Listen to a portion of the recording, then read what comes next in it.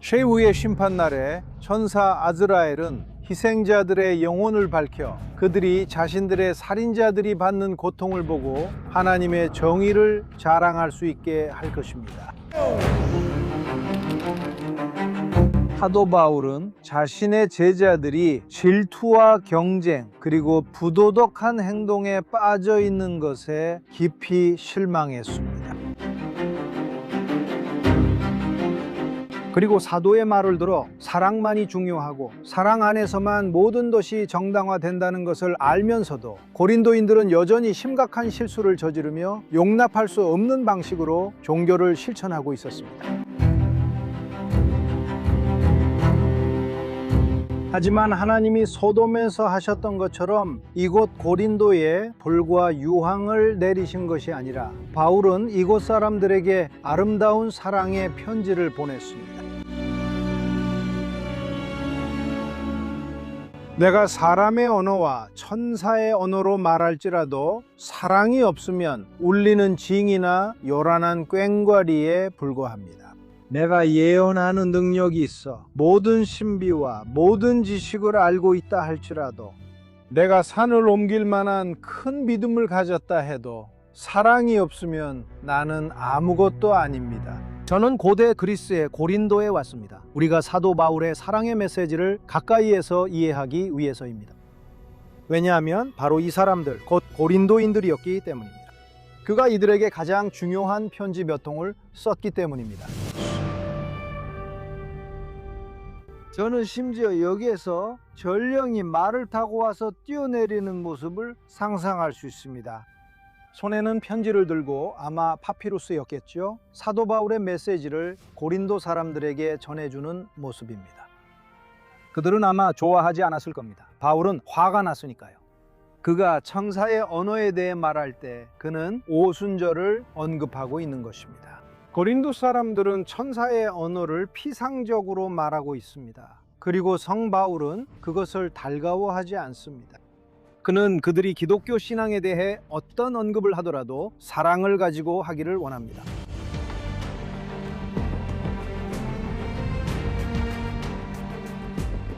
사랑은 인내하며 사랑은 친절합니다. 사랑은 시기하지 않으며 자랑하지 않고 교만하지 않습니다.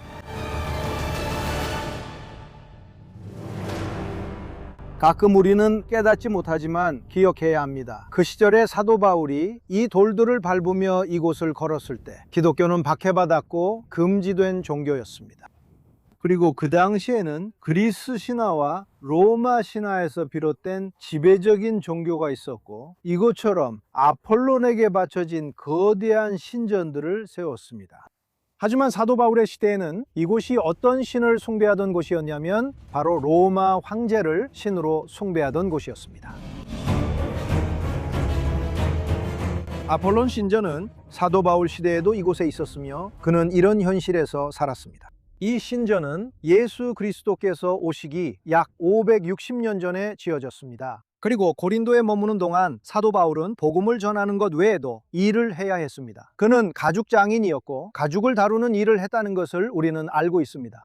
여기에 도착했을 때 그는 직접 브리스길라와 아굴라라는 제자들과 함께 천막을 만드는 사업을 했다고 말합니다. 네, 사도 바울도 돈을 벌어야 했고 그의 삶은 결코 쉽지 않았습니다. 제가 지금 서 있는 바로 이곳이 사도 바울이 고린도에서 가장 힘든 시기를 보냈던 곳입니다. 여기가 예전에 고린도에 베마가 있던 곳으로 로마 포럼의 중심에 있었습니다. 재판장이었고 사도 바울도 여기로 끌려와 총독 앞에서 재판을 받았습니다. 가이오 총독이 여러 가지 고발을 들은 후 사도 바울의 말도 들었습니다. 그는 사람들이 불법적인 설교, 즉 기독교 설교라고 부르던 것이 단지 유대인들 사이의 문제일 뿐이라고 결론 내렸습니다. 그리고 사도 바울을 석방하라고 명령했습니다.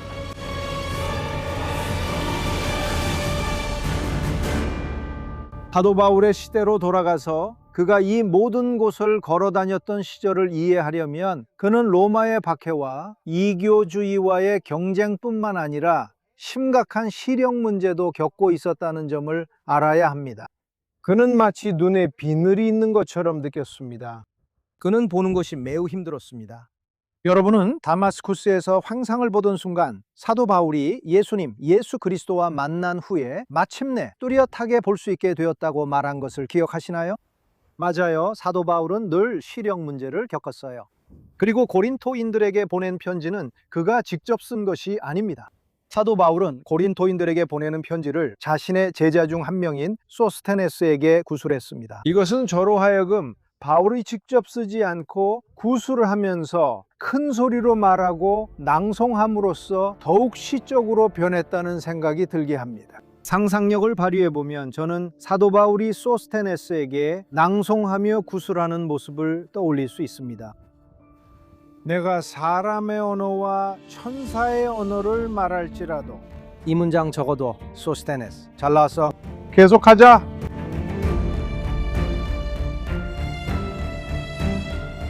고린도인들에게 보낸 편지는 사도 바울이 유대인의 율법을 바꾸고 옛 유대 율법에 따라 정결과 부정의 개념을 재정의하던 시기에 쓰여졌습니다.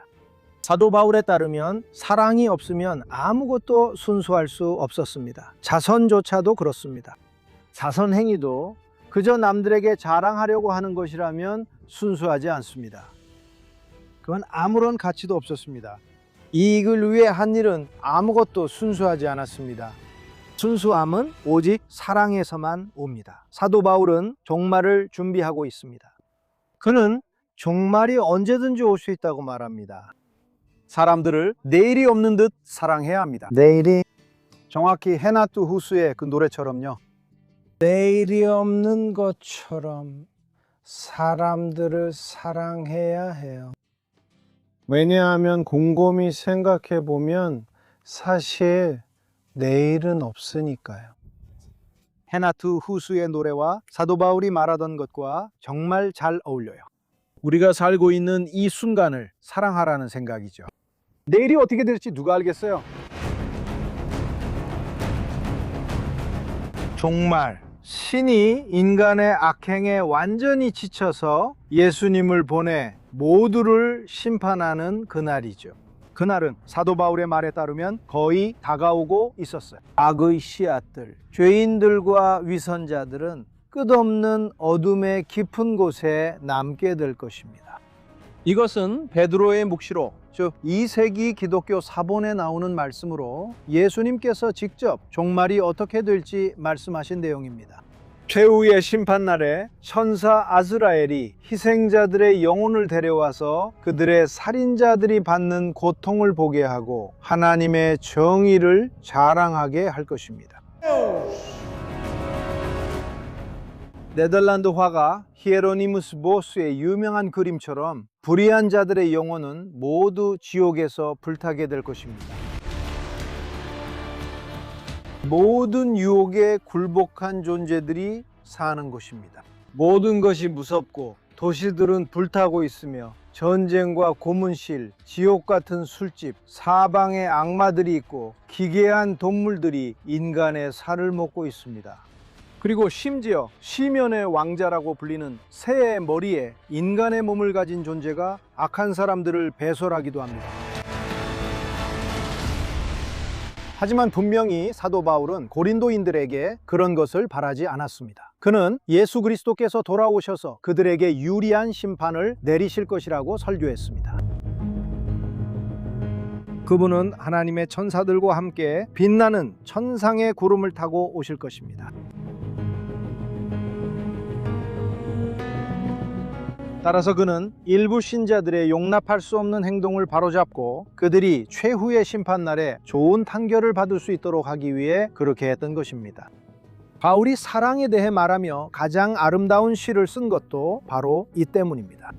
고린도전서는 예수 그리스도의 핵심 메시지로 바로 들어갑니다. 바울은 2000년 전 이 그리스 고린도에 있는 제자들에게 교만을 버리고 허영의 옷을 벗고 심지어 예언조차도 잊으라고 권면했습니다. 왜냐하면 바울에 따르면 주의 날에는 그 어떤 것도 중요하지 않기 때문입니다. 안전한 것이 올 때 불안전한 것은 사라질 것입니다.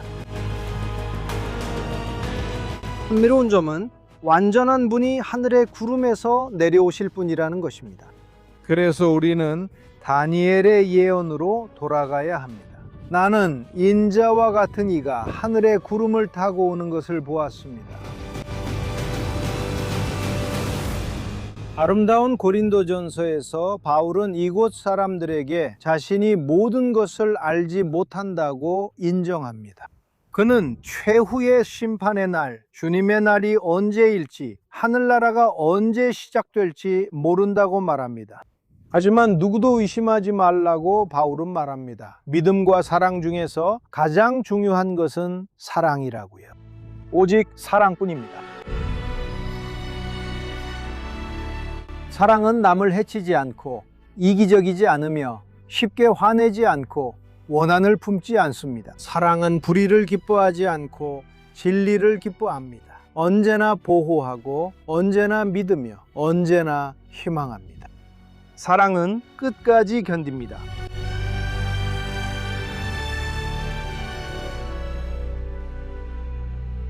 에베소, 터키, 깊은 기독교 신앙의 장소입니다. 성모 마리아의 집이 있는 곳이죠. 하지만 언젠가 이 도시 전체가 사도 바울을 죽이려 했던 날이 있었습니다. 그 수는 적지 않았죠. 저도 에베소에서 바울이 밟았던 돌길을 직접 걸어봤습니다. 그곳에는 고대 세계에서 가장 큰 신전 중 하나가 있었는데 바로 여신 아르테미스에게 바쳐진 신전이었습니다. 바울은 그리스 여신을 비판하며 설교했습니다.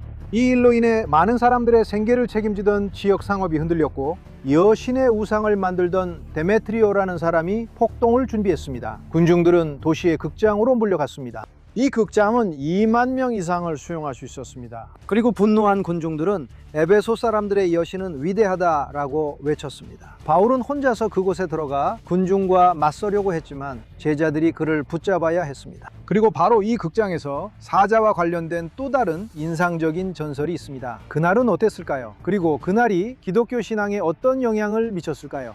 이 모든 이야기는 호드리고 알바레스와 함께하는 호르나다 인피니타 독점 영상과 예수의 메신저 바울 강의에서 전해드립니다.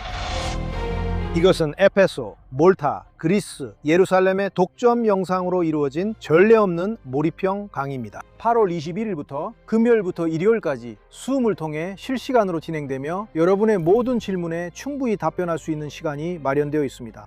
컨텐츠는 일주일 동안 녹화되어 언제든지 원하실 때 여러 번 시청하실 수 있습니다. 참여하고 싶으신가요? 아래 링크를 클릭해서 자리를 확보하시면 교실에서 여러분을 뵙겠습니다.